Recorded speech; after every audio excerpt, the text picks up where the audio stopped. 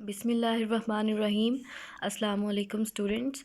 आज हम पढ़ने वाले हैं चैप्टर नंबर 24, लेक्चर नंबर 22 और हमारा आज का टॉपिक है population, gene pool, allelic and gene frequency. Population किसको बोलते हैं? पॉपुलेशन की डेफिनेशन हम ऑलरेडी पढ़ चुके हैं। पॉपुलेशन हम कहते हैं कि individual of the same species living at the same place is known as population. यानी पॉपुलेशन में ऐसे ऑर्गेनिजम्स आ जाते हैं जो एक सेम स्पीशी से बिलोंग कर रहे होते हैं और एक सेम एरिया में रह रहे होते हैं। तो ऐसे इंडिविजुअल, ये जो ग्रुप ऑफ इंडिविजुअल्स हैं, ये क्या बना देते हैं? ये एक पॉपुलेशन बना देते हैं। ठीक है। और ये जो इंडिविजुअल्स हैं स्पीशी के, ये आपस में इंटरब्रीड करने की एबिलिटी रखते हैं। यानी ये इंटरब्रीड कर सकते हैं, ये रिप्रोडक्शन कर सकते हैं, न्यू इंडिविजुअल्स प्रोड्यूस कर सकते हैं। ठीक है। जाहिर सी बात है कि एक ही स्पीशी से बिलोंग कर रहे हैं वो तमाम इंडिविजुअल्स, तो वो इंटरब्रीड कर सकते हैं। जैसे कि स्पीशी के इंडिविजुअल जो हैं वो आपस में इंटरब्रीड कर सकते हैं और फर्टाइल ऑफस्प्रिंग्स प्रोड्यूस कर सकते हैं। ठीक है। अब पॉपुलेशन जो है उसकी एक जियोग्राफिकल रेंज होती है।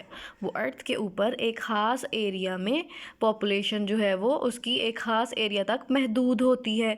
ठीक है। जिस तरह से हम पढ़ते हैं कि जो लिविंग ऑर्गेनिजम्स यानी कोई एनिमल स्पीशी जो पाकिस्तान में रह रही है, तो उनकी जियोग्राफिकल रेंज क्या है? उनकी जियोग्राफिकल रेंज जो है वो पाकिस्तान तक महदूद है। इसी तरह से वो लिविंग ऑर्गेनिजम्स जो इंडिया में रह रहे हैं, उनकी जियोग्राफिकल रेंज क्या है? उनकी जियोग्राफिकल रेंज जो है वो इंडिया तक महदूद है। ठीक है। तो इसी तरह से ये जो पॉपुलेशन है इसकी भी एक रेंज होती है। इस रेंज से बाहर पॉपुलेशन नहीं निकलती। ठीक है। जैसे हम देखते हैं कि क्या जो पाकिस्तान में रहने वाली एनिमल की स्पीशीज़ हैं, पाकिस्तान की फॉरेस्ट में रहने वाली लाइन स्पीशीज़ जो हैं, क्या वो पाकिस्तान को के बॉर्डर्स को क्रॉस करके क्या वो इंडिया जाके इंटरब्रीड करती हैं? नहीं। जो पाकिस्तान की पॉपुलेशंस होंगी लाइन की, वो पाकिस्तान तक लिमिटेड है क्योंकि वो उसकी जियोग्राफिकल रेंज है। इसी तरह से जो इंडिया की स्पीशीज़ हैं लाइन की, वो उसकी जियोग्राफिकल रेंज जो है वो इंडिया तक महदूद है। ठीक है। तो इसी तरह से ये जो पॉपुलेशन है उसकी एक जियोग्राफिकल रेंज होती है जिसके अंदर उसके इंडिविजुअल जो हैं वो इवनली डिस्ट्रीब्यूटेड नहीं हैं बल्कि रैंडमली डिस्ट्रीब्यूटेड होते हैं। ठीक है। इवनली डिस्ट्रीब्यूट होने का क्या मतलब होता है कि उनका कोई एक ख़ास सीक्वेंस या ख़ास तरतीब नहीं होती। जिस तरह से लेट्स सपोज़ कि एक क्लास है और उसके अंदर जो स्टूडेंट्स बैठे हुए हैं, हम देखते हैं कि वो एक सीक्वेंस के साथ अपनी चेयर्स को अरेंज करके उसके ऊपर बैठते हैं, या फिर वो रैंडमली अपनी चेयर को कहीं भी क्लास के किसी भी कॉर्नर में रख के बैठ जाते हैं। नहीं, जो स्टूडेंट्स हैं वो क्लास के अंदर एक ख़ास सीक्वेंस के साथ, एक तरतीब के साथ बैठते हैं। वो रैंडमली अपनी चेयर्स को अरेंज नहीं करते। लेकिन ये जो पॉपुलेशन है, पॉपुलेशन के जितने भी इंडिविजुअल होंगे या जो डिफरेंट पॉपुलेशंस होंगी, वो उस जियोग्राफिकल रेंज के अंदर इवनली डिस्ट्रीब्यूटेड नहीं होती बल्कि रैंडमली अरेंज जो होती हैं, रैंडमली वो उस जियोग्राफिकल रेंज के अंदर लोकलाइज्ड होती हैं। ठीक है। तो पॉपुलेशन की हमें समझ आ गई, पॉपुलेशन की डेफिनेशन की समझ आ गई, हमने जियोग्राफिकल रेंज के बारे में पढ़ लिया। अब हम देखते हैं आइसोलेटेड पॉपुलेशंस। आइसोलेट का मतलब होता है अलग होना।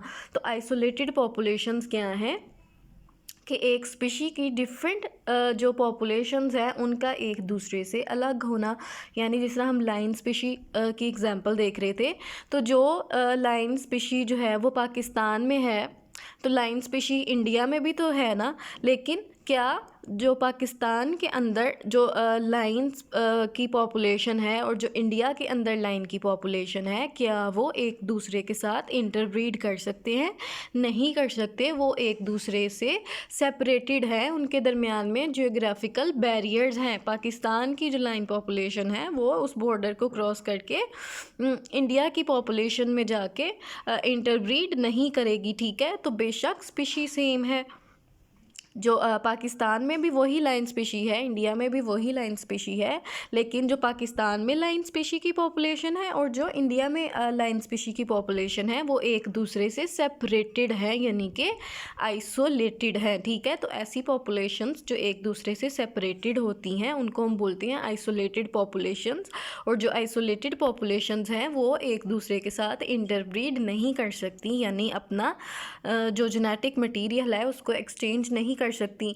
इंटरब्रीडिंग या रिप्रोडक्शन के दौरान क्या होता है, जैसे हमने मियोसिस में पढ़ा था कि दो इंडिविजुअल जो हैं वो अपने जीन्स को एक्सचेंज करते हैं, ठीक है। लेकिन जब इंटरब्रीडिंग ही नहीं हो रही, दो डिफरेंट पॉपुलेशंस के बीच में रिप्रोडक्शन ही नहीं हो रही, तो क्या वो एक दूसरे के साथ जीन्स को एक्सचेंज कर सकते हैं? नहीं कर सकते, ठीक है। तो जो आइसोलेटेड पॉपुलेशंस होती हैं ये एक दूसरे से ना तो इंटरब्रीड कर सकती हैं, ना ही अपने जीन्स को एक्सचेंज कर सकती हैं।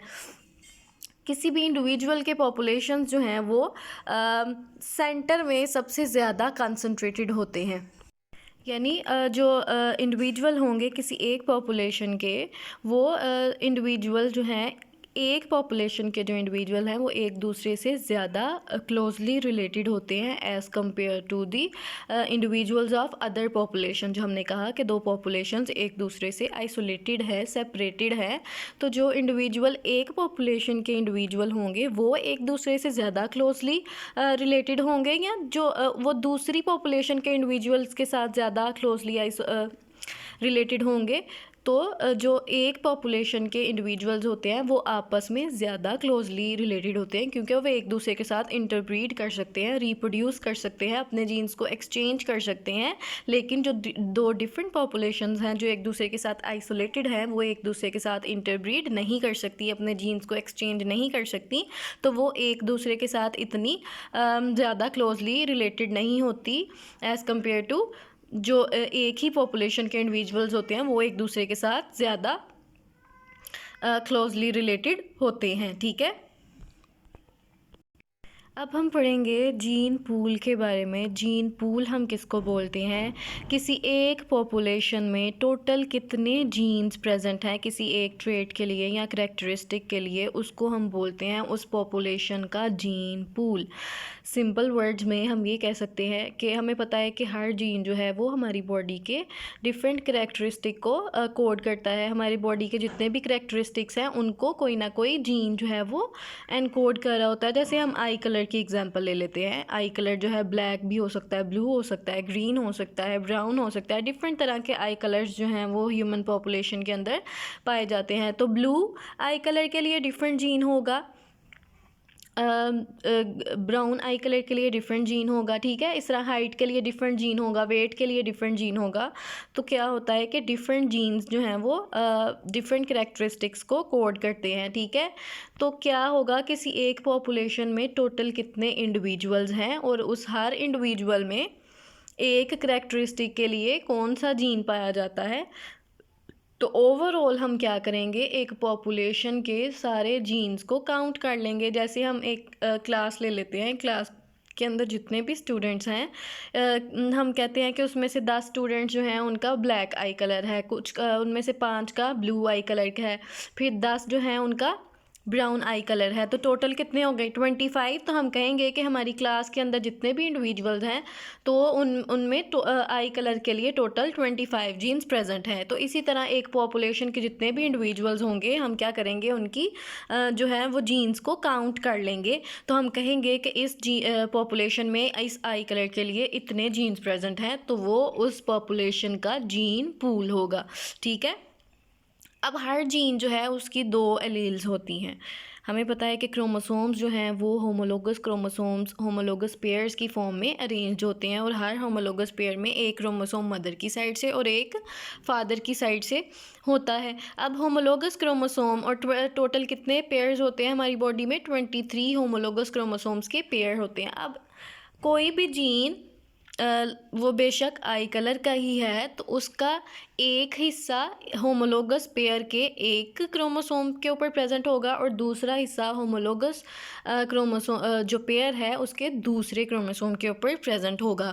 तो ये जो जीन के 2 हिस्से हैं और दोनों डिफरेंट क्रोमोसोम्स के ऊपर प्रेजेंट हैं उनको हम बोलते हैं एलील्स।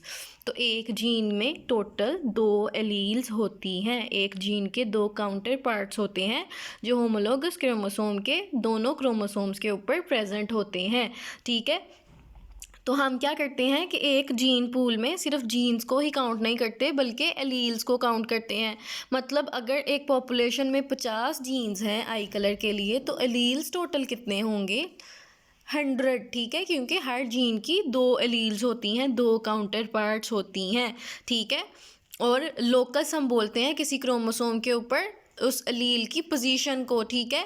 तो एक होमोलोगस पेयर में कितने लोकस होंगे या कितनी पोजीशंस होंगी एलील्स की? 2 होंगी, क्योंकि एक होमोलोगस पेयर में एक जीन की 2 एलील्स प्रेजेंट होती हैं, एक क्रोमोसोम के ऊपर और दूसरा दूसरे क्रोमोसोम के ऊपर, ठीक है। तो जो डिप्लॉइड स्पीशी होंगी उनमें तो 2-2 लोकस प्रेजेंट होंगे, और जो हैप्लॉइड स्पीशी होंगी उनमें तो फिर एक ही लोकस होगा ना, क्योंकि उनके अंदर तो होमोलोगस पेयर्स नहीं होते, उनके पास सिंगल क्रोमोसोम होता है। तो हैप्लॉइड जो इंडिविजुअल्स होंगे उनके पास एक जीन की सिर्फ एक ही एलील होती है, और जो डिप्लॉइड इंडिविजुअल्स होते हैं उनके पास एक जीन की 2 एलील्स प्रेजेंट होती हैं, ठीक है। तो क्या होता है कि अगर हम तो सिर्फ पढ़ते हैं हैप्लॉइड और डिप्लॉइड इंडिविजुअल्स के बारे में, क्या आपने कभी ट्रिप्लॉइड इंडिविजुअल्स के बारे में सुना है? तो बहुत रेयर होता है, लेकिन कुछ ऑर्गेनिजम्स ऐसे भी होते हैं जिनके पास क्रोमोसोम्स की 3-3 कॉपीज़ या फिर 3 से भी ज़्यादा मल्टीपल कॉपीज़ प्रेजेंट होती हैं, तो उनके पास फिर जीन के भी उतनी ही एलील्स होती हैं, ठीक है। अगर कोई ट्रिप्लॉइड इंडिविजुअल है तो उनके पास कितनी एलील्स होंगी? 3 होंगी। जो मल्टीपल जिनके पास कॉपीज़ होती हैं तो उनके पास मल्टीपल एलील्स प्रेजेंट होती हैं। लेकिन हम बात करेंगे ह्यूमंस की, जिनके पास डिप्लॉइड जीनोम है, डिप्लॉइड क्रोमोसोम्स होते हैं, क्रोमोसोमल नंबर होता है। तो डिप्लॉइड इंडिविजुअल में एक क्रोमोसोम की 2 ही एलील्स प्रेजेंट होती हैं, 2 ही पार्ट्स होते हैं, ठीक है।